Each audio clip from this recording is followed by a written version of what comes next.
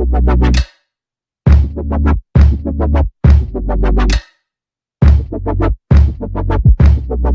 please welcome Blindman Jack!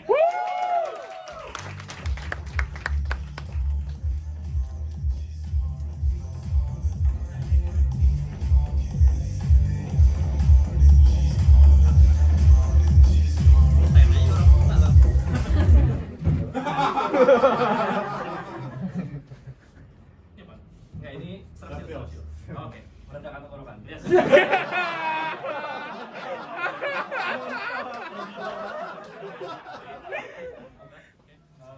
Mic-nya.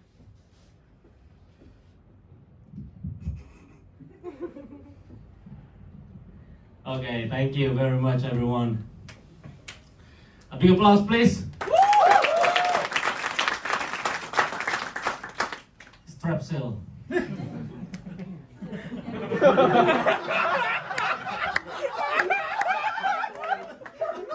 Meredakan tenggorokan but hard to find ya.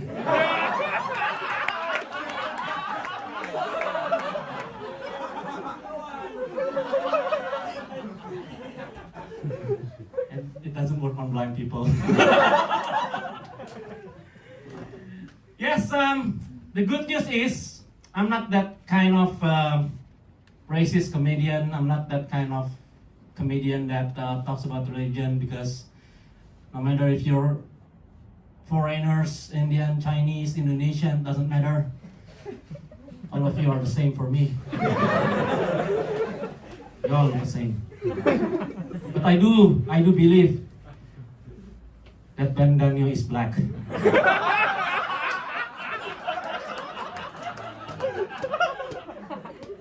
My name is Jack. Unlike Abrizar, I work. Unlike Asep, I'm married.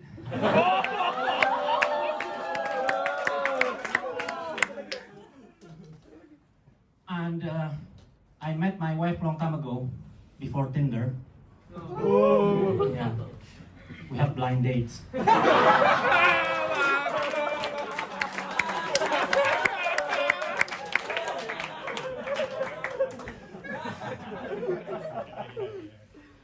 Here's the good thing about this markas. We call this place markas, right?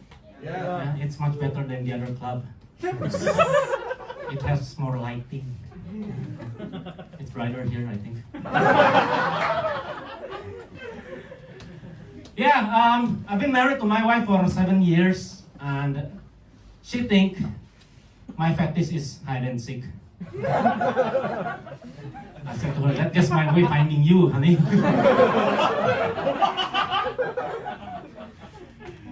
Yeah, and what else? I watched Blue movie last night. What do you call Blue movie? Bokep. What's the English for bokep? Porn. I call them podcast.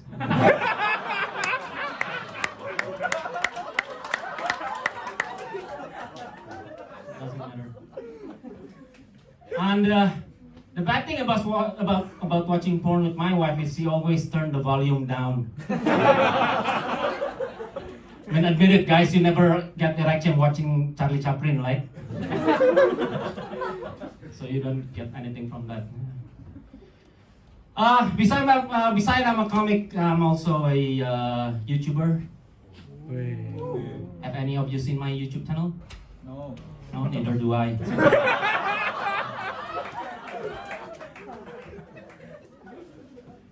My wife complained to me last night and said, Jack, I think I start to have blurry eyes. I think I start to have blurry vision. And I told her, where have you been?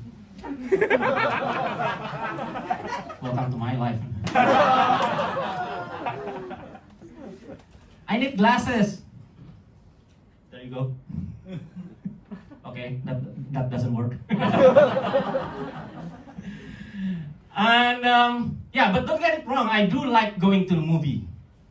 I go to movie with my children, I go to movie with my wife, I watch Doctor Strange, Multiverse of Madness.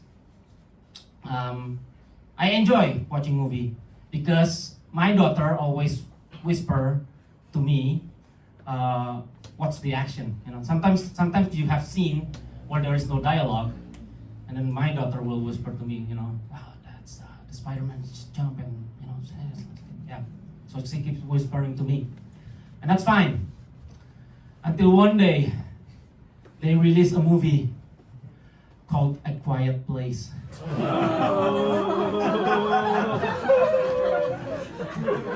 It was halfway around the movie, I thought it was still credit titles.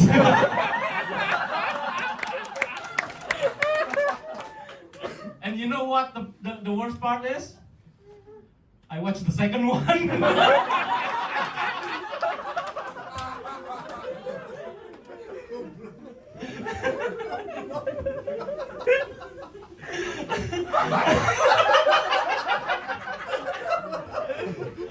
That's a good one, right?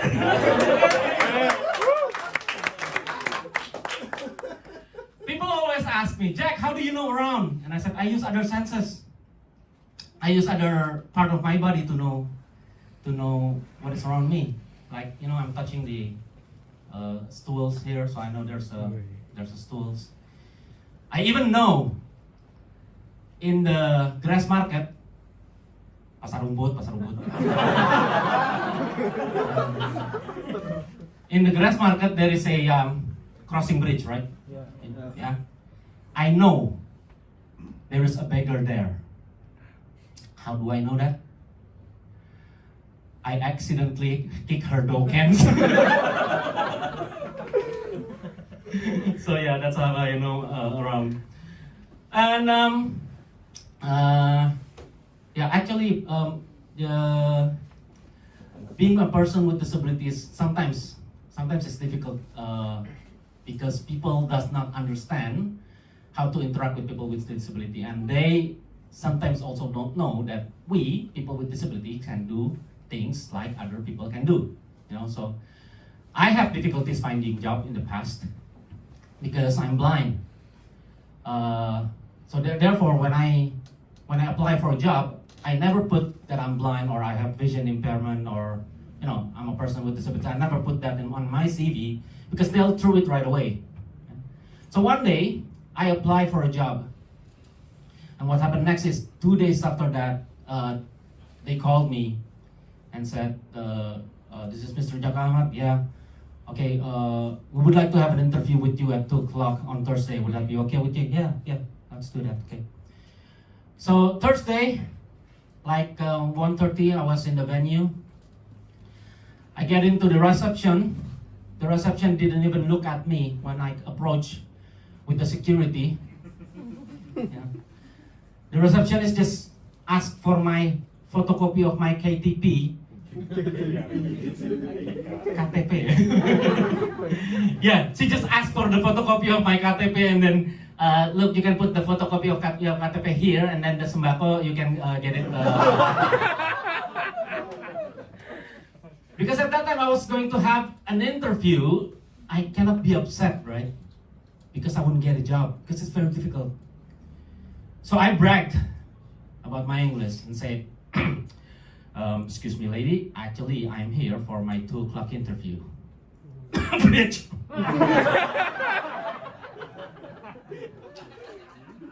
And then she took me to a room, like a waiting room, where in that room I can actually hear 2 people talking in the other room. I assume, at that time, those are the people who's going to interview me. The problem is, their English was much worse than I am. I heard there was a man and a woman, and the woman were talking like, you know what? Last night already late. My husband want eat. My children want sleep. And then he want me send document. Why? It's so hard. It's like, what the fuck is that? And then the man answer, yeah, he always does that. Who do you think he are? And I was like, what? If I wasn't having an interview, I probably would jump on his face and say, "Hey, what do you think you is?" I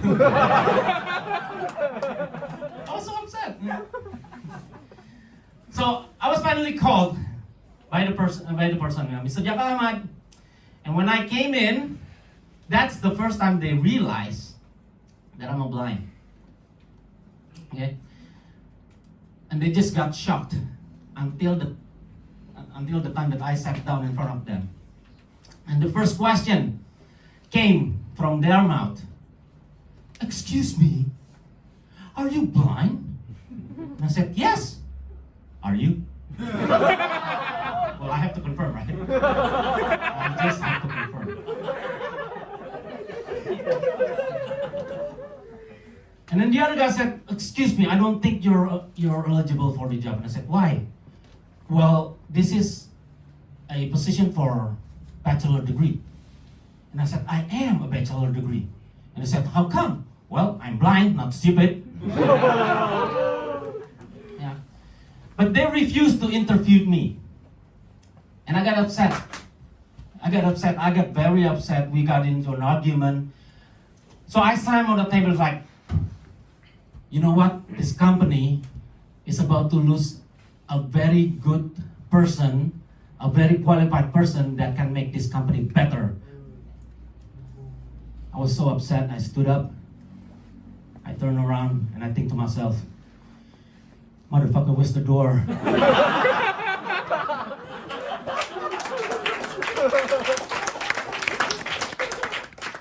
And you know what make my life easier? Is actually voices. You know? Because if you put voices, then I can hear. Yeah? I even have a laptop at home that equipped it with a special software. It's called JAWS for Windows. So my laptop actually can speak to me. And that's how I can work. Yeah? And one of the things that I really wish that have that kind of equipment, that can, have that kind of software, is ATM machine. Yeah? Because there is such thing as talking ATM machine. And this ATM machine does talk through everything you push in, you operate the ATM, it'll talk to you, no? Yeah? It's not going to talk to you like, I think you took some money yesterday. No, that's my wife. That's my wife. This one help you run through all the transaction. I know there is this kind of ATM because I was in Australia, and I got an account in a bank, and the officer said that we have talking ATM. "Really?" And I give it a try. So I insert my card, you know, and then what I did is I have this earphone jack, and then I plug the earphone into the ATM, and it starts speaking to me. "Welcome to Bang Bang." The name of the bank is Bang, you know. "Please enter your personal identification number." Like, "If you want to know your balance, press the first button on the right-hand side. Your remaining balance is $12.51. It's even laugh at me, you know. But seriously, this software really talks you through. So if you want to make a withdrawal, push the button, the other button, and everything, and then it'll run through to everything that until the time that you can withdraw your money, and it's very good. My question is, do we have that in Indonesia? Yes, we do, but it's not all the way through. It's a bit different. It's only talk at the beginning and at the end of the transaction. You might notice this. You go to one of the ATM in Mandiri or Pecah or whatever, you insert the card, and then it'll come with a sound. "Enter your personal identification number."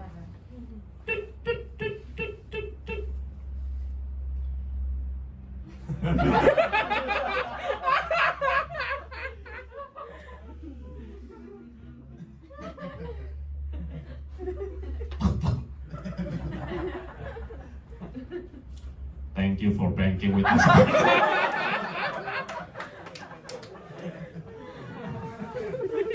Yeah, and the other thing The other thing that makes me so happy about voice installment is when you get into an elevator.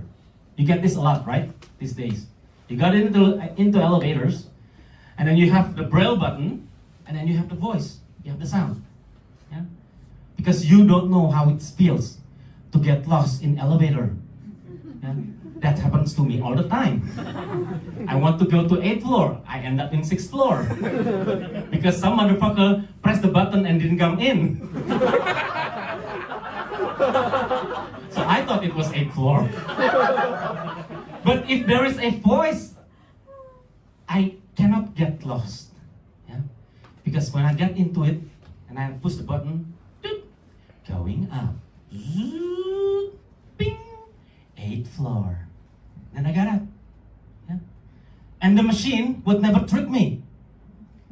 I would never go out at level 6 and then it says 8th floor. And then I got up. Haha, gotcha.